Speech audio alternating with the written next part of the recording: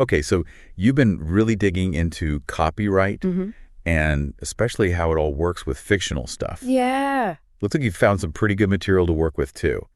You've got these excerpts here from copyright guidelines for fictional works. Right. And basically, we're going to use that to help figure out what you can and can't do when you're mentioning real shows in your own writing. Cool. So one of the big things this guide is pointing out is that there's a difference between talking about a show and actually using stuff from it. Right. So like your characters can totally mention shows they like. Yeah. But if you start like recreating whole plots or using the exact dialogue, that's when you might be getting into trouble. Exactly. Yeah, that makes sense. And that's where this idea of original expression gets really important. Okay. Copyright law is all about protecting the specific way someone expressed an idea. Gotcha.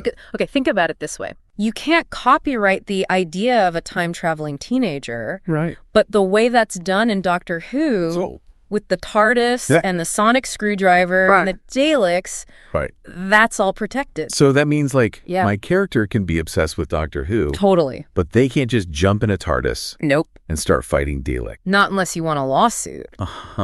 Yeah, I guess that makes sense, but it's kind of disappointing. I know, right? We all have those moments where we get inspired by the things we love, and it's easy to accidentally cross that line between inspiration and straight up copying. For sure. But that's where transformative use comes in. Okay. It's about taking those bits and pieces you love and making something totally new and unique with them. So you're not just rehashing the same old stuff. Exactly. So instead of a TARDIS, maybe my character invents a time-traveling hot air balloon. I love it.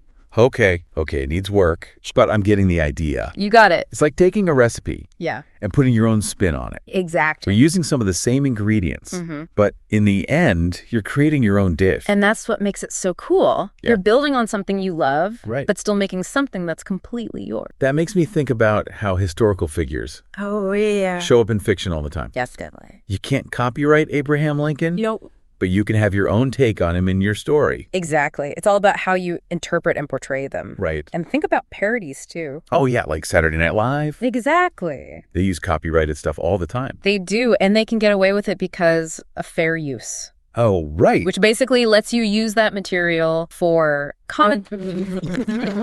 There are like legal details to all this, right? Oh, yeah, there are always legal nuance. But the main idea is transformation. That's the core of it. Okay, so putting on my writer hat here, how do I actually do that? Good question. How do I mention these shows without just ripping them off? Well, that's where you get to be creative. Okay. You could have your characters compare their lives to the plot of a show, or maybe they write fan fiction about it within your story. Oh, that's cool. You could even have them review shows on a blog or podcast in your... I like that. So it's all about finding these indirect ways to bring in those references without directly copying stuff. You got it. I'm starting to feel less limited and more inspired, actually. That's the best feeling. It really is. Because sometimes those limitations can actually make you more creative. You know what? That's so true. It's like a challenge to find new ways to work around them. And that can push you to do even cooler things. Exactly. Okay, so to sum it all up, you can definitely mention real shows in your writing, but you got to be careful not to copy plots or dialogue directly. Right. We're aiming for homage. It's not